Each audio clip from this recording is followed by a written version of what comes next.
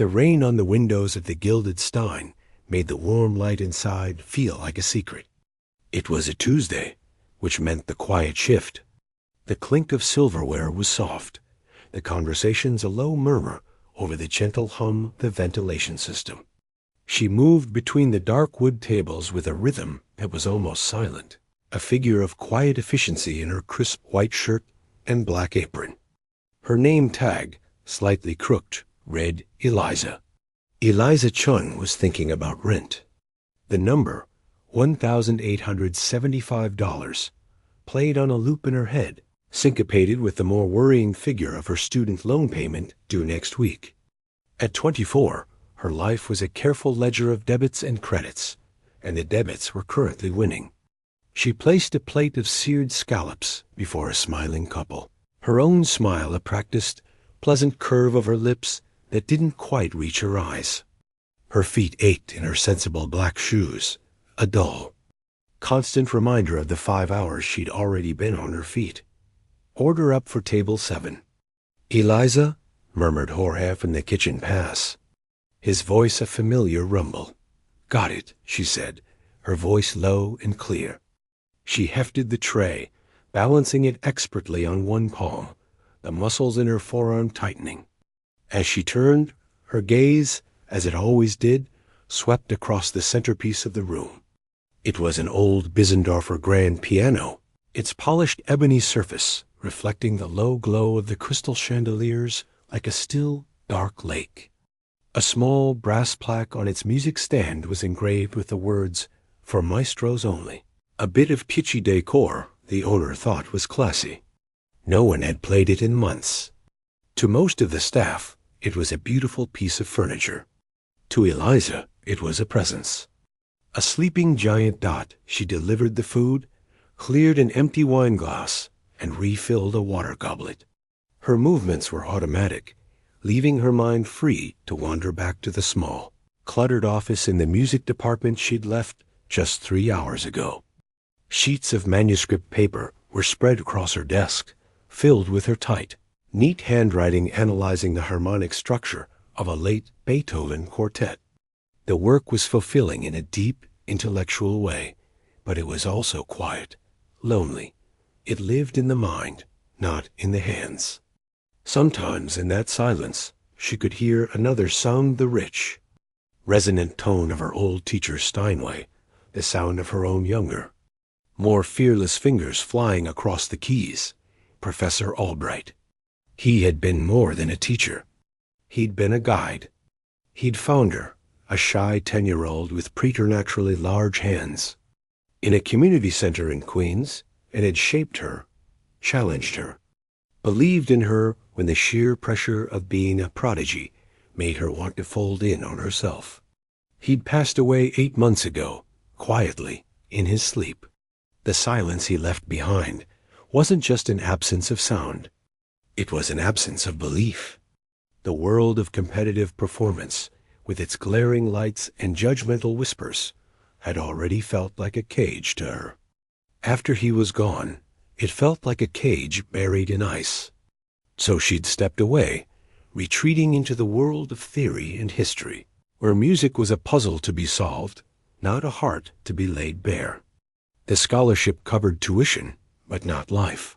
Hence the gilded stein. "Heads up, VIP just walked in," Jorge whispered as she passed the kitchen door.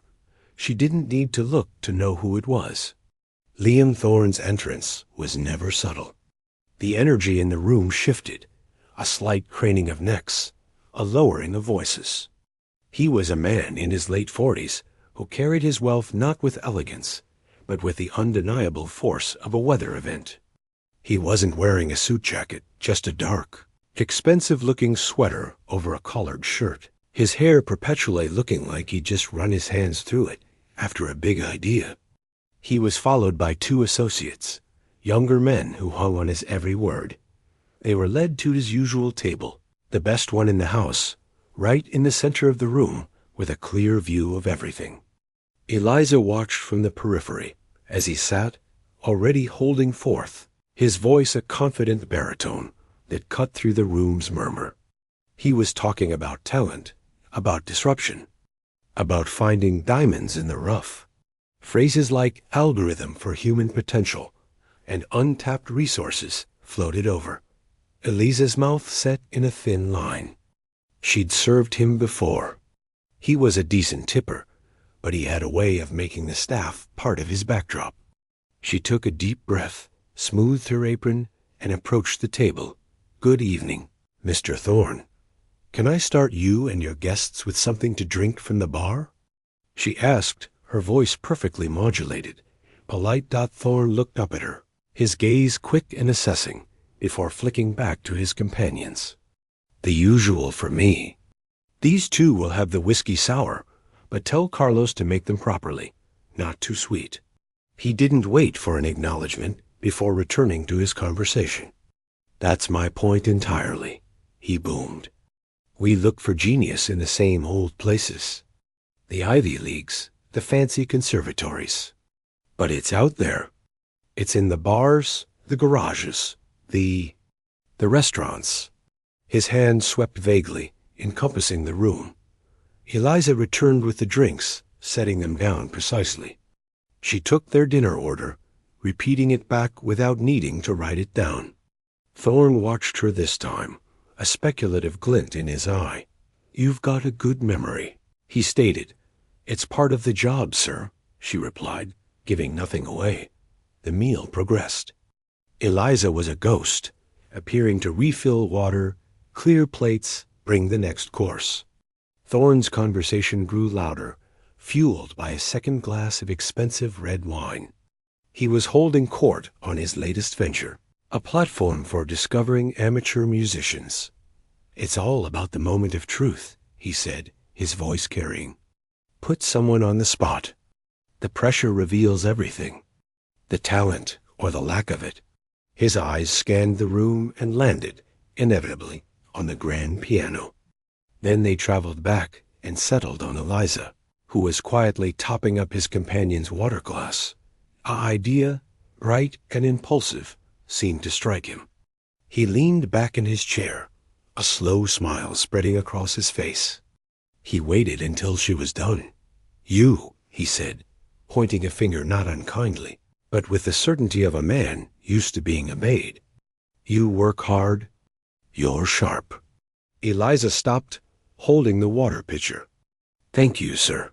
He reached for his wallet, pulled out a crisp $100 bill, and laid it flat on her small serving tray. The green stood out starkly against the stainless steel. "The piano," he said, nodding toward the Bissendorfer. "We need some atmosphere. Play us something. Something popular, something nice." It wasn't a request.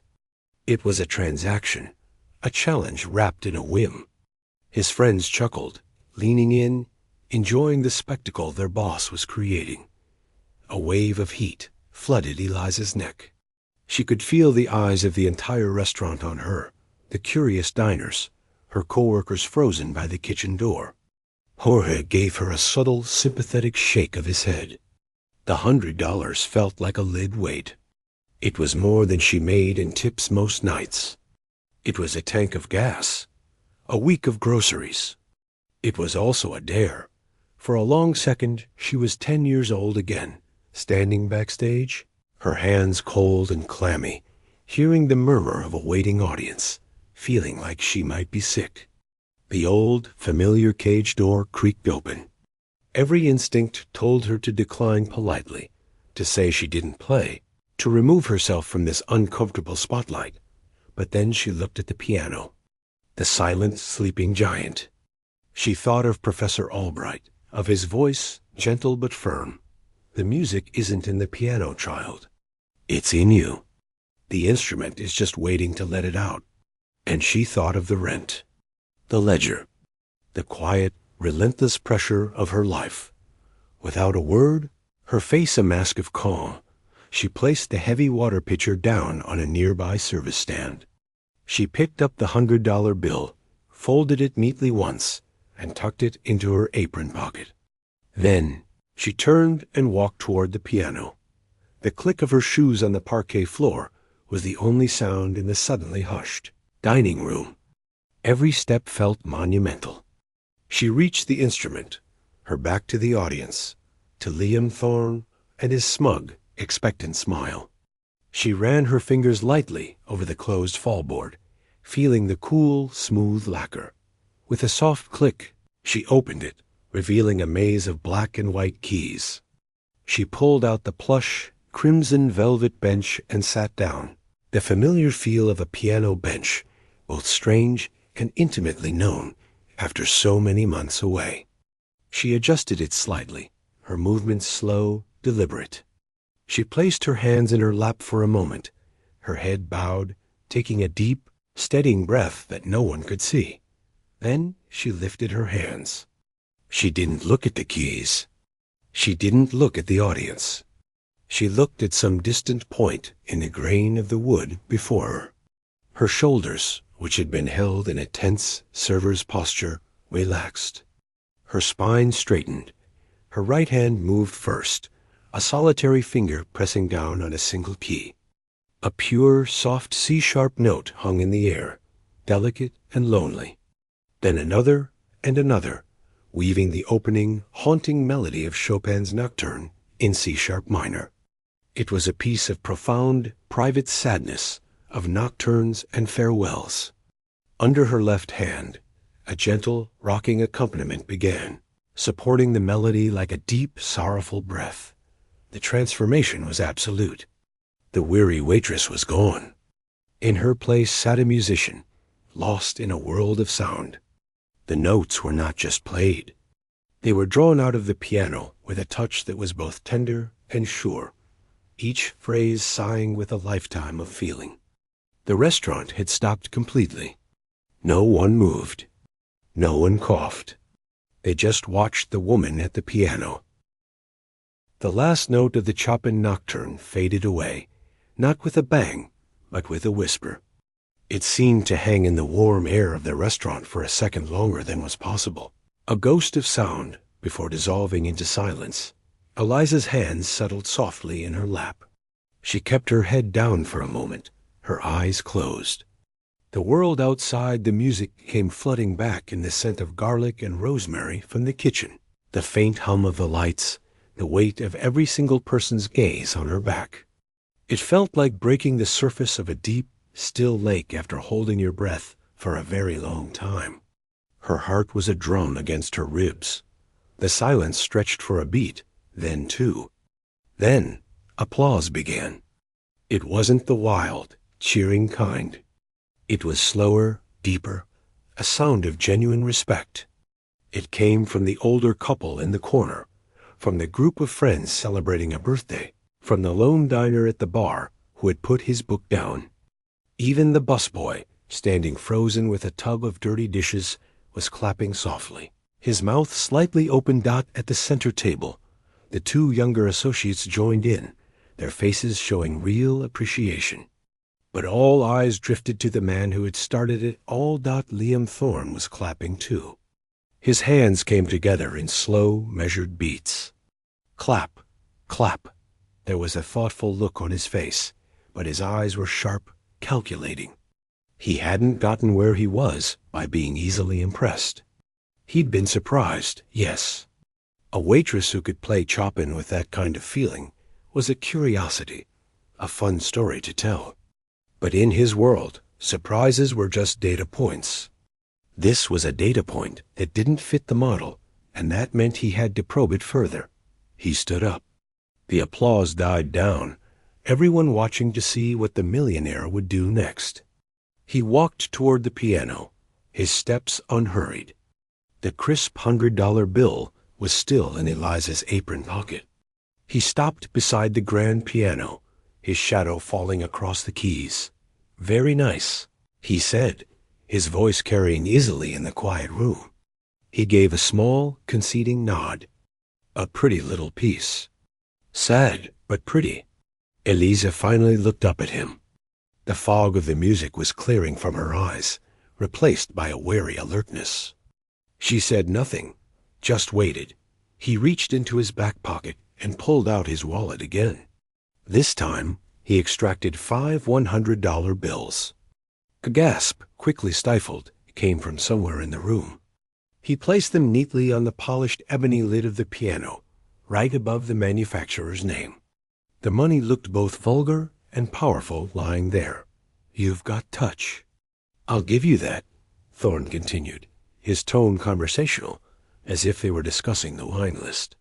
"But that was a lullaby. A beautiful one, but still." He leaned one hand casually on the piano, invading the space. "I asked for atmosphere. Let's raise it a little. Can you play something with some fire in it? Something that takes real guts?" He paused, letting the word hang.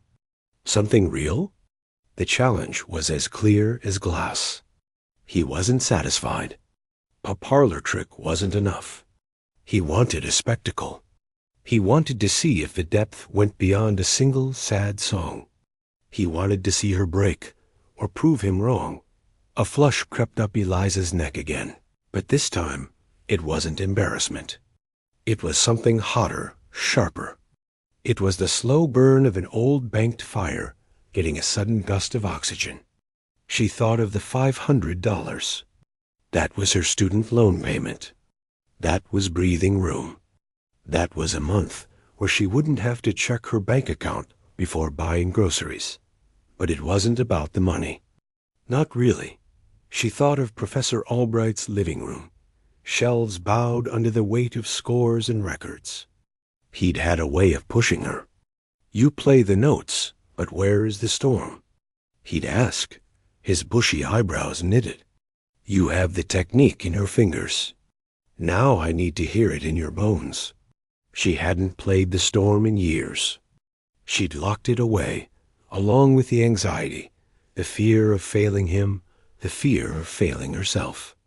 She'd chosen the quiet, safe world of theory. But this man, with his casual money and his demand for something real, was poking a stick at a sleeping dragon. Her eyes flickered from his confident face down to the keys. Her fingers, still resting in her lap, gave a tiny, almost involuntary twitch. The muscle memory was there, deep and ingrained. Scales and arpeggios she had practiced for tens of thousands of hours. Passages of music so difficult, they felt less like melody and more like scaling a mountain with your bare hands. The entire restaurant was holding its breath. Jorge had come fully out of the kitchen, wiping his hands on a towel, his face tight with concern. This had gone beyond a fun diversion. This felt like a duel. Eliza took a slow, deep breath. She looked directly at Liam Thorne. The weariness was gone from her face, burned away by this new, intense focus.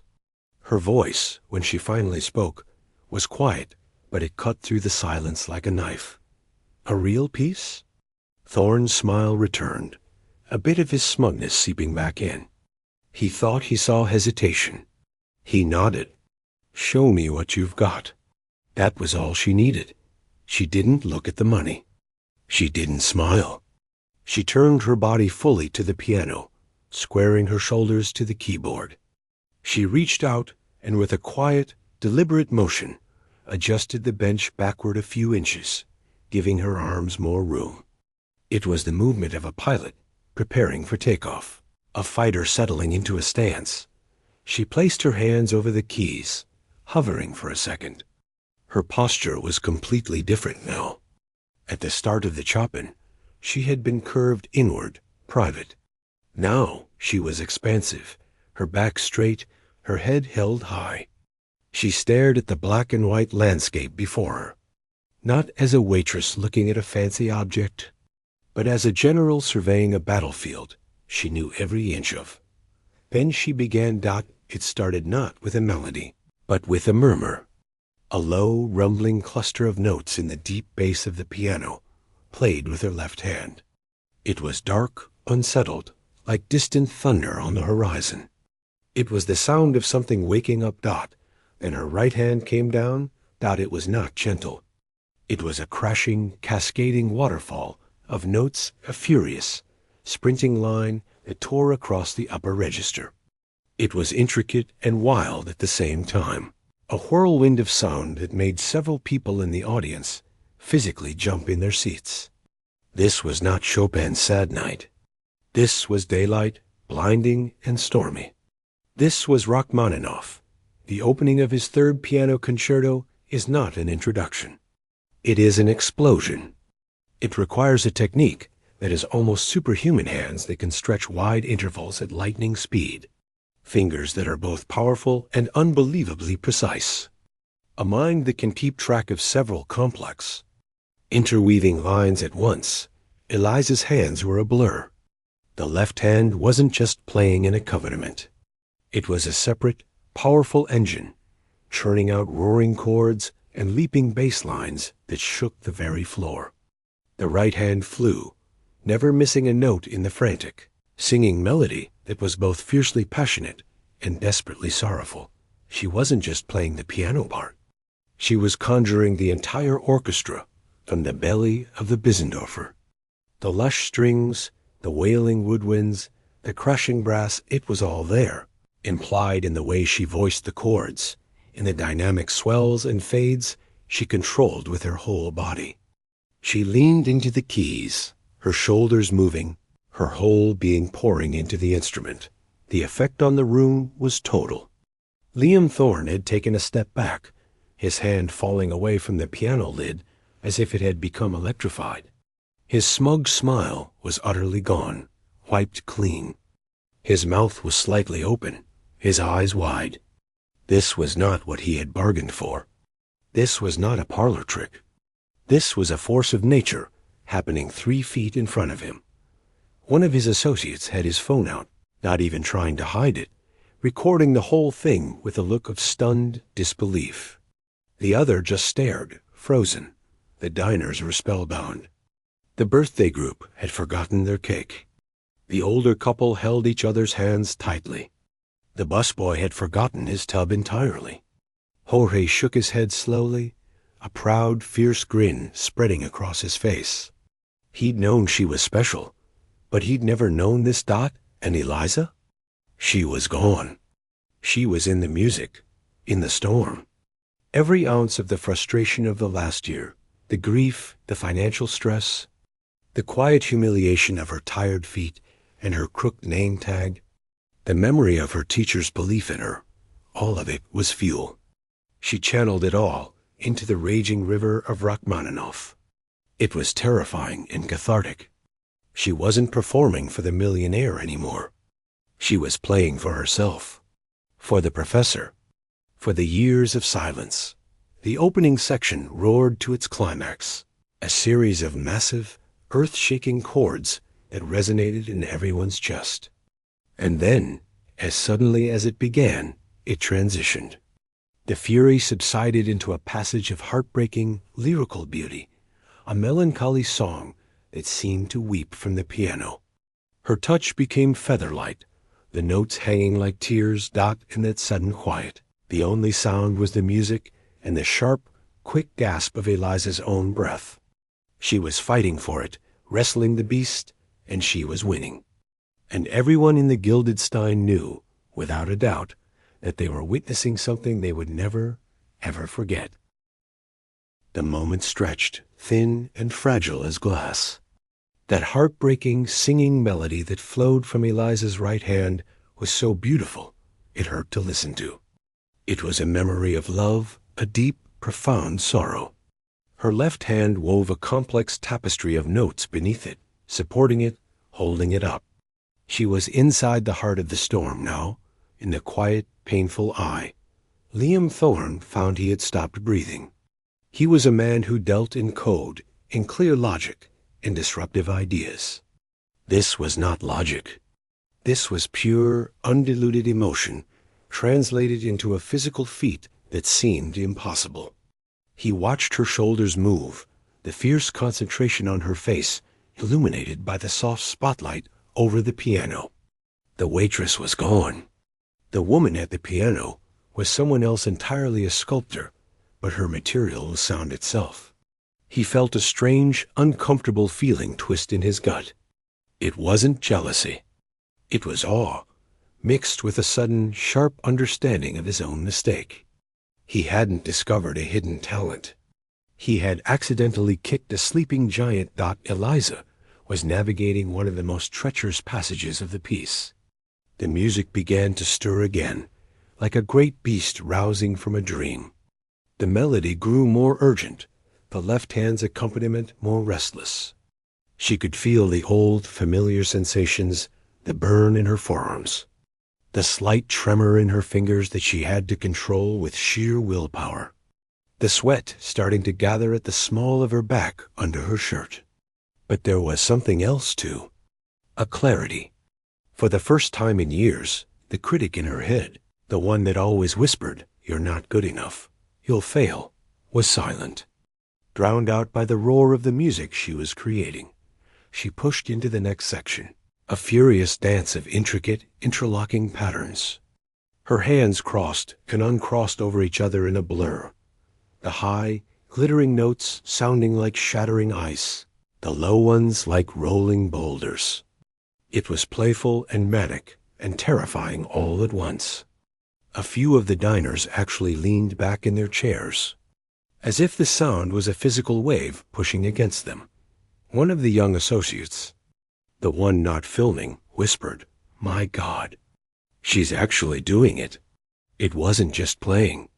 It was a high-wire act without a net. Eliza's mind was split.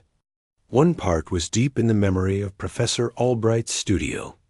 She could almost smell the old books and lemon polish, hear his voice, gentle but firm. "Don't just play the notes, child. Command them. You are the general. This," he would tap the score of the Rachmaninoff, "is your army."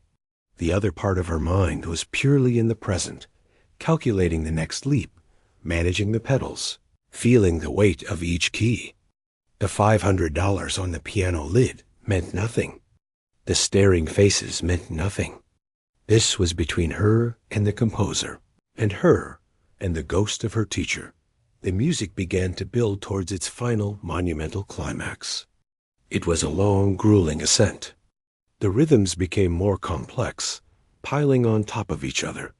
The chords grew thicker, denser, each one a fistful of notes that required her to stretch her hand to its limit and slam it down with precise power. The piano itself seemed to protest, vibrating with the force, a low groan living within the glorious noise. Her breath came in short, sharp gasps that she tried to sync with the phrases. The muscles in her back and shoulders screamed. This was the part that had broken her years ago in a practice room, the part where stamina and spirit had to fuse completely. She had walked away from it then, feeling small and defeated. Not tonight. A raw, defiant energy surged through her. It was composed of every late shift, every polite smile for a rude customer, every time she'd looked at her bank balance and felt a pinch of fear.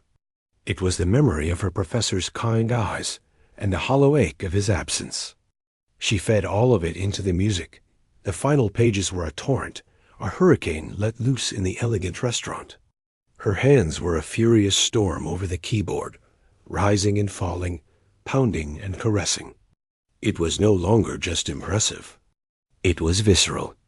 People felt it in their chests. An older woman at a corner table had tears streaming silently down her cheeks, though she couldn't have said why. Liam Thorne was statue still. His earlier posture of casual challenge had completely collapsed. He stood with his arms limp at his sides, his brain struggling to process the sensory overload. This wasn't a party trick. This was a lifetime of work, of pain, of passion, erupting in real time. He felt a hot flush of shame for his earlier, pretty little piece comment. He had been an idiot. Eliza reached the final, cascading run, a dizzying plunge down the keyboard that required impossible speed and absolute clarity.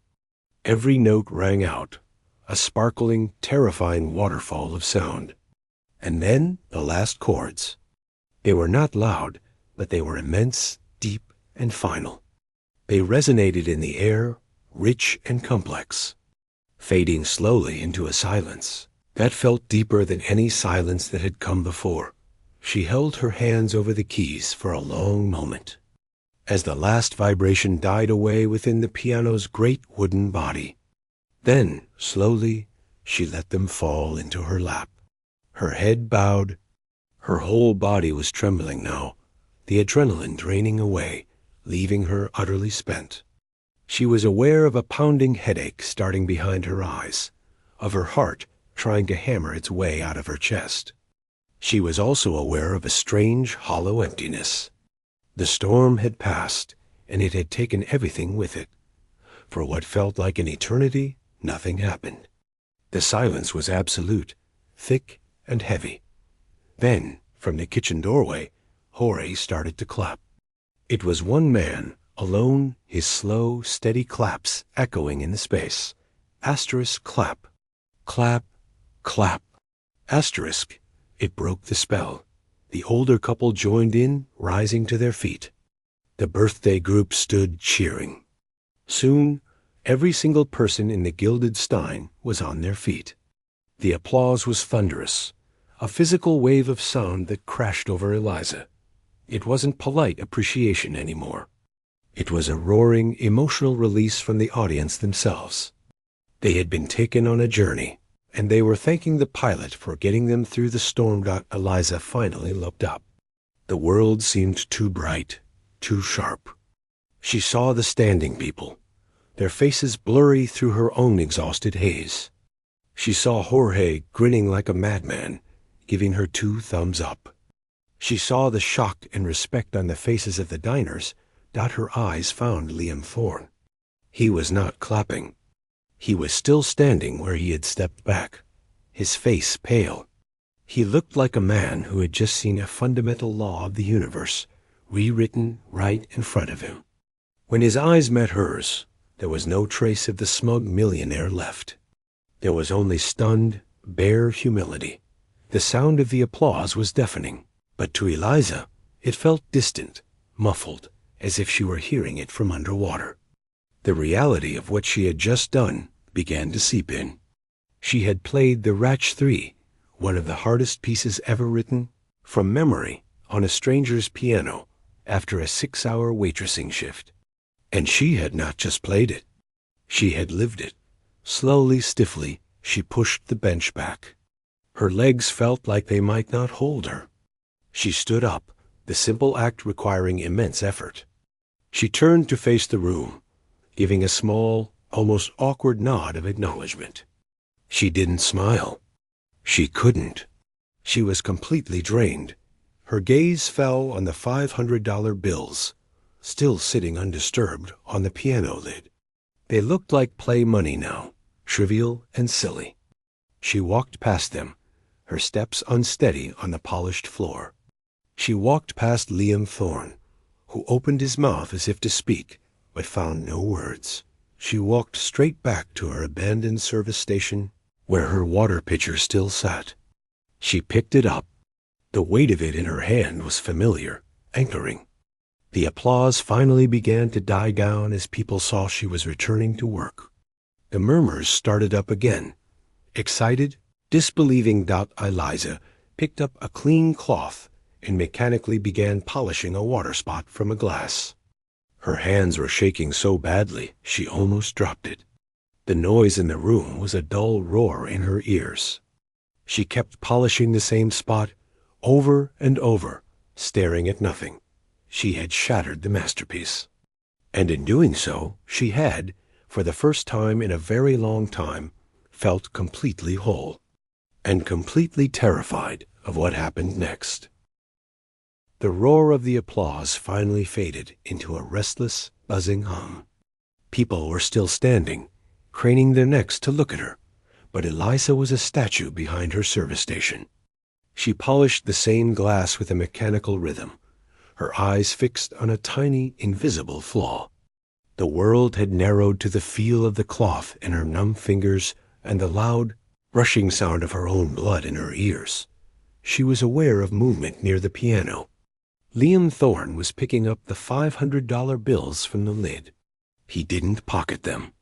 He held them loosely in one hand as he spoke quietly to his 2 companions. They nodded, looking dazed, and began gathering their things. Thorne himself didn't move to leave. He just stood there for a moment, watching her. Eliza forced herself to move. A table needed their check. Another needed coffee. It was like stepping back into a dream, a much duller and more fragile one.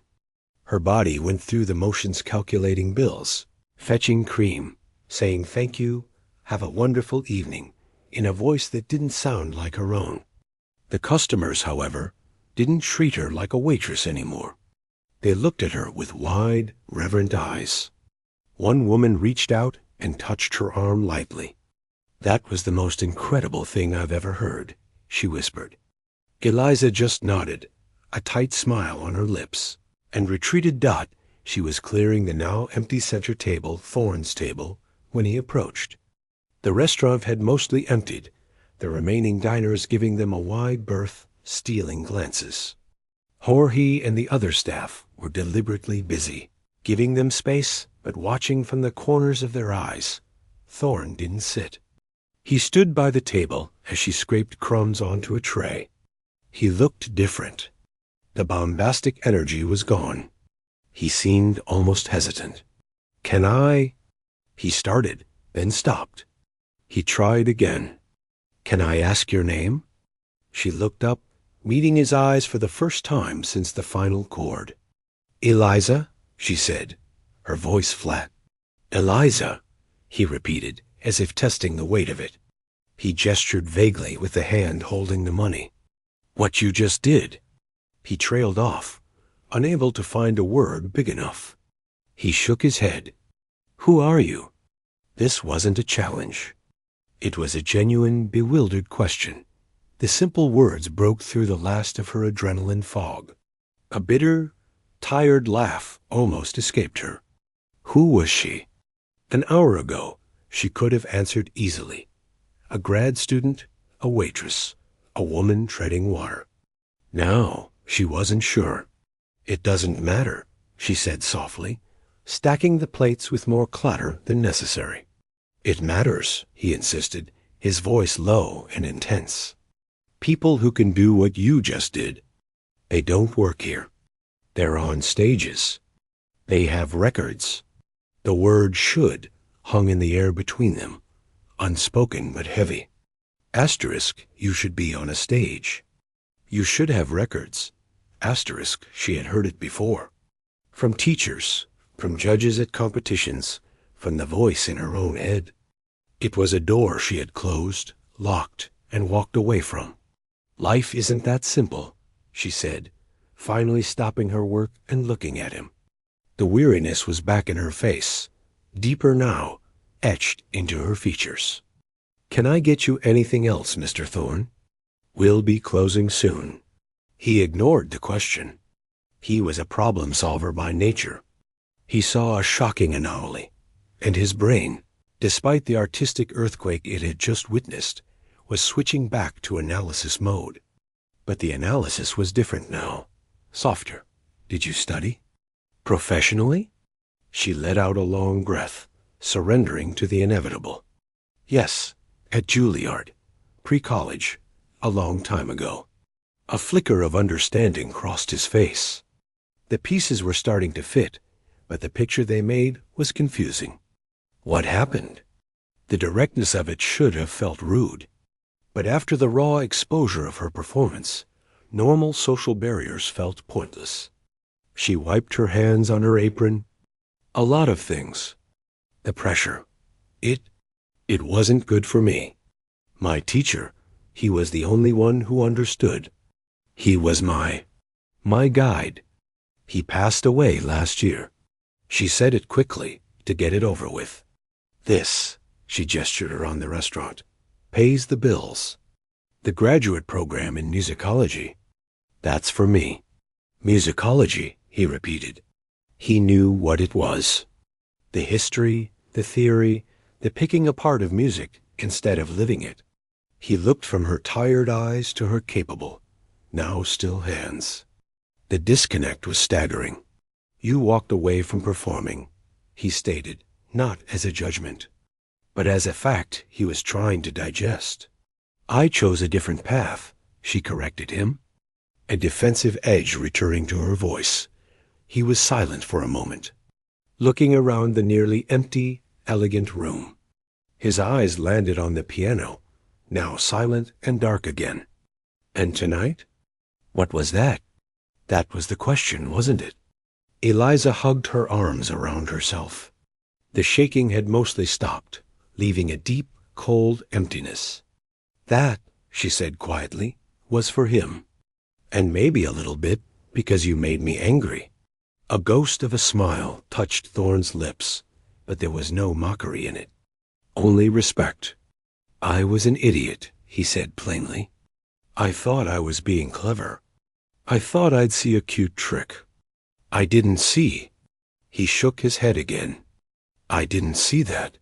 He finally moved, pulling out a chair at the table she was clearing. Please, sit for a minute. She was exhausted. Her feet throbbed.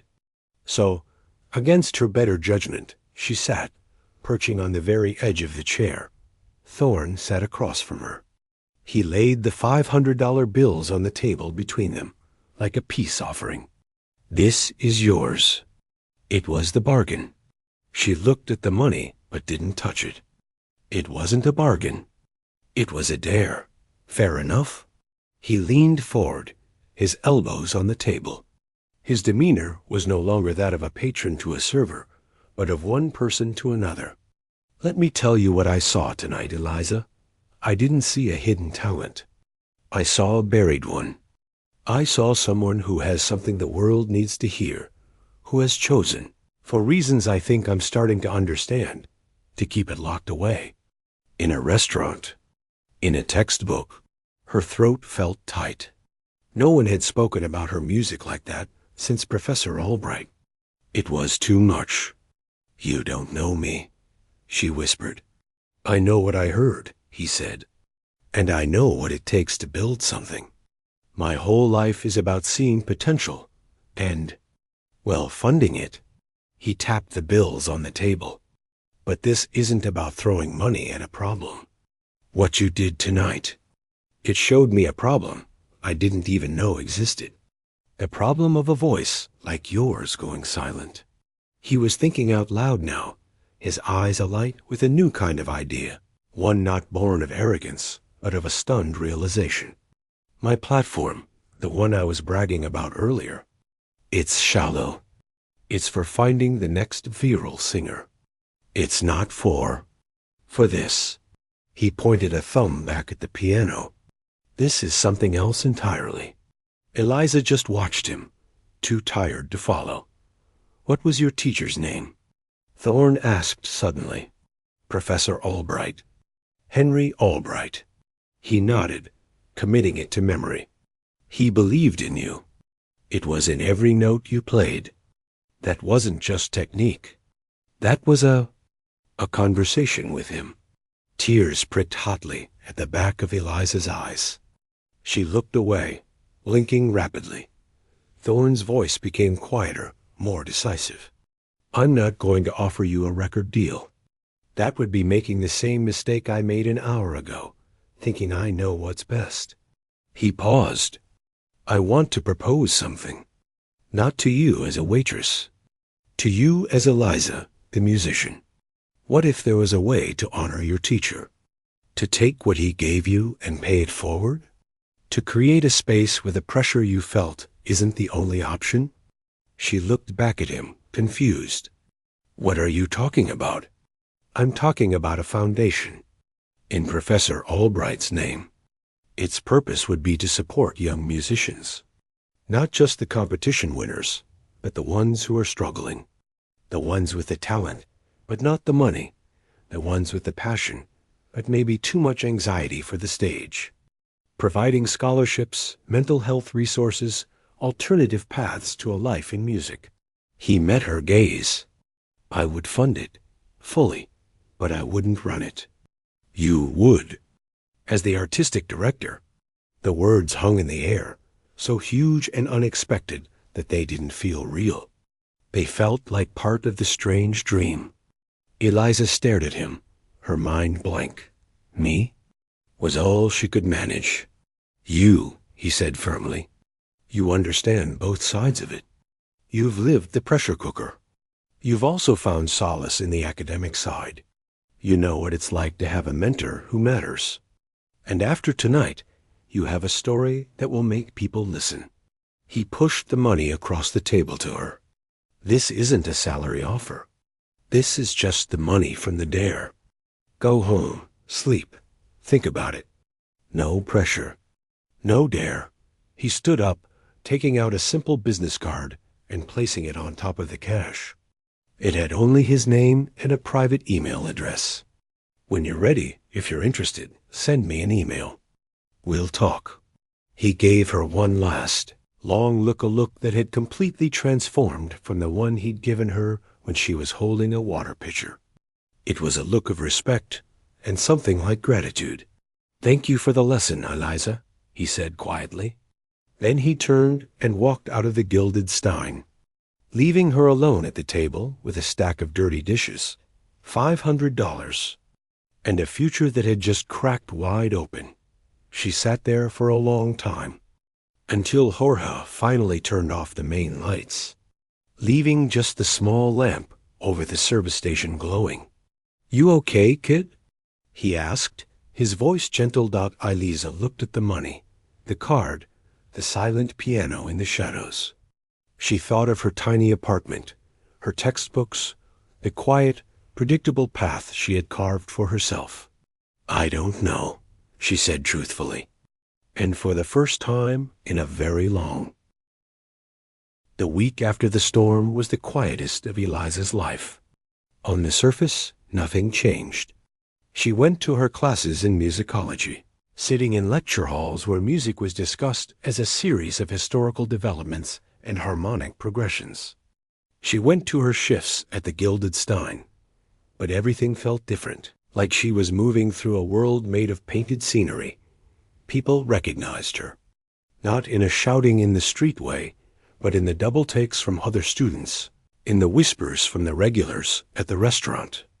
The video, of course, had found its way online. It was shaky, shot on a phone, but the audio captured the impossible shift from Chopin's Sigh to Rachmaninoff's Hurricane.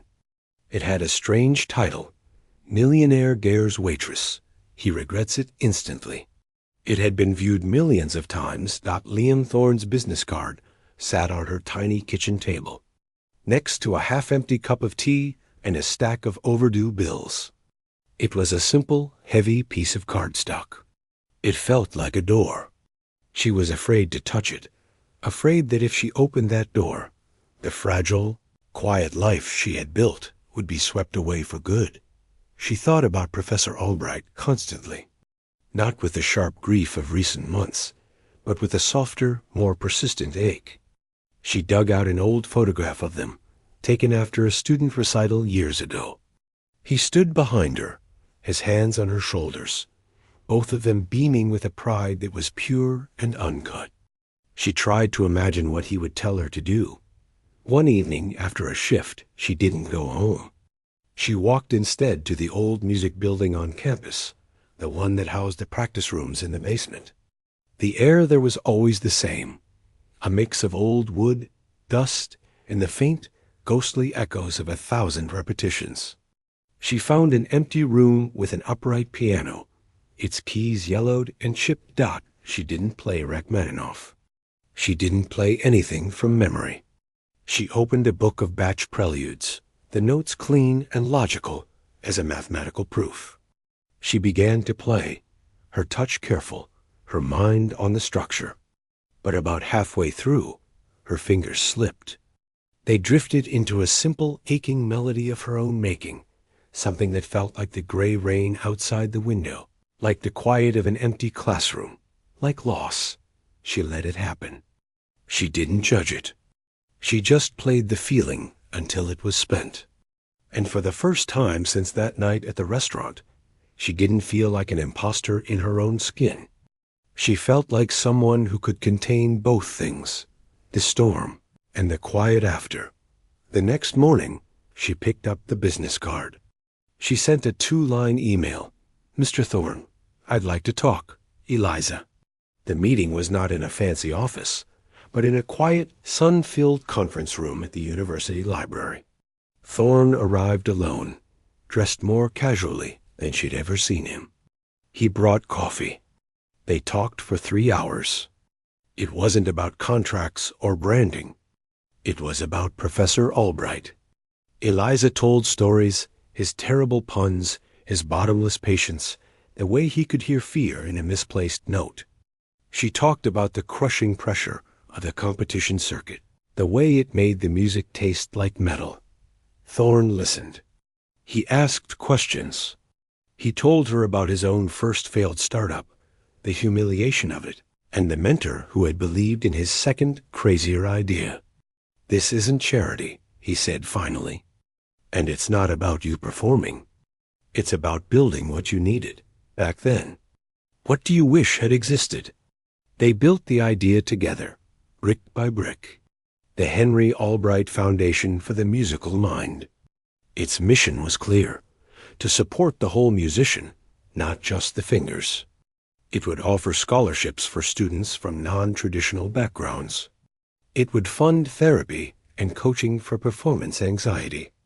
It would create residencies where musicians could explore composition, or music history, or teaching without the pressure of a single make-or-break stage. It would be a sanctuary, not a launch pad. Thorne handled the lawyers, the money, the website.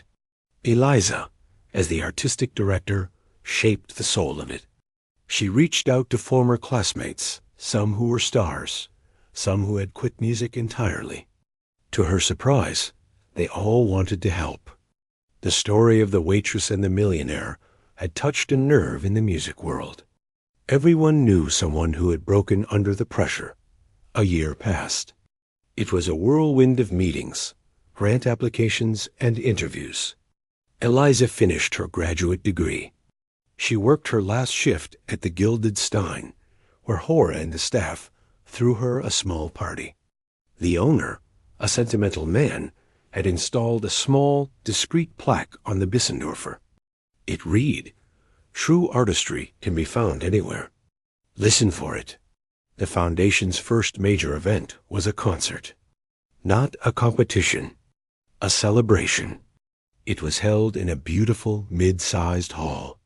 The performers were the foundation's first scholarship recipients: a violinist from a working-class family, a singer who had overcome severe stage fright, a cellist who also composed electronic music. The atmosphere backstage was nervous, but it was a supportive nervousness. There were no rivals, only colleagues. Eliza moved among them, offering a quiet word, a steadying smile. She wore a simple, dark blue dress. She felt calm. From the front row, Liam Thorne watched her. He had come with a small group of donors, but his attention was fixed on the backstage area. He saw the young violinist grab Eliza's hand for a second, squeezing it tightly before walking on stage. He saw the profound, gentle way Eliza nodded at her. This, he thought, was the real masterpiece. Not the one-night explosion, but the careful, patient cultivation of other people's light. The concert was a triumph. The music was passionate, imperfect, and utterly alive. During the final bow, all the young performers gestured for Eliza to join them on stage. She shook her head, smiling from the wings, urging them to take their full credit. But then the cellist, the one who composed, spoke into the microphone. Her voice was young and clear. "This wouldn't exist without our artistic director. She taught us that music isn't about proving something. It's about sharing something. Eliza, please." The applause began, steady and insistent. Thorne turned in his seat and started clapping, looking right at her in the shadows. Reluctantly, Eliza walked onto the bright stage. The applause swelled. She didn't take a solo bow. She simply stood among the young musicians, putting her arms around the shoulders of the ones nearest to her, a part of the group. Later, after the last thank you had been said and the hall was empty, Eliza stood alone on the stage. She looked out at the sea of red velvet seats, silent and dark. The ghost of applause still seemed to linger in the air. Thorne walked down the aisle, his footsteps echoing. He stopped at the edge of the stage, looking up at her. "You built it," he said.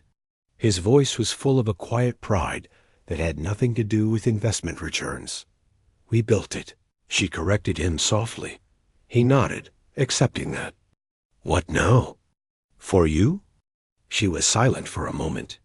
For a year, her entire focus had been the foundation, the students. Her own piano had gathered dust. The storm inside her had settled into a deep, purposeful river. But a river still needs to flow. "I think," she said, her voice thoughtful in the big, empty space, "I might be ready to play again. Not for a dare. Not for a viral video. Just to play." A genuine, warm smile spread across Thorne's face. "I know a guy who could probably get you a gig," he joked. She laughed, the sound bouncing softly in the hall. It was a good sound. 6 months later, she walked onto the stage of the city's grand concert hall, not from the wings, but from the stage door, in a long gown. The conductor, an old friend of Professor Albright's, gave her a respectful nod. The orchestra tuned around her. She sat at the shining concert grand, feeling the familiar, vast silence of a waiting audience. This time, there was no fear. There was only a deep, quiet readiness and a profound sense of gratitude. She thought of the restaurant, of the rain on the windows, of the weight of that first $100 bill. She thought of her professor. She thought of the young cellist from the Foundation's concert who had just sent her a text. "Break a leg. We're all with you." The conductor raised his baton. She placed her hands on the keys, the same hands that had carried trays and polished glasses. She took a breath, not to steady her nerves, but to honor the moment. The opening murmur of the Rachmaninoff began, low and thunderous in the bass section of the orchestra. When her entrance came, her right hand flew into the frantic, beautiful cascade of notes.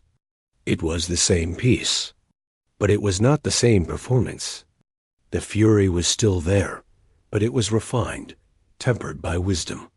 The sorrow was there, but it was layered with hope. She was not shattering a masterpiece tonight. She was having a conversation with it, with her past, with her future, and with every silent, struggling musician who needed to hear that their voice mattered as the final. Majestic chords echoed into the rapturous applause. Eliza smiled. It was a real smile, one that reached all the way to her eyes. The journey from the quiet waitress to this stage had been long and strange, but she had finally found her way home. Not to the spotlight, but back to the music itself on her own terms. And this time, she knew she would never have to walk away again.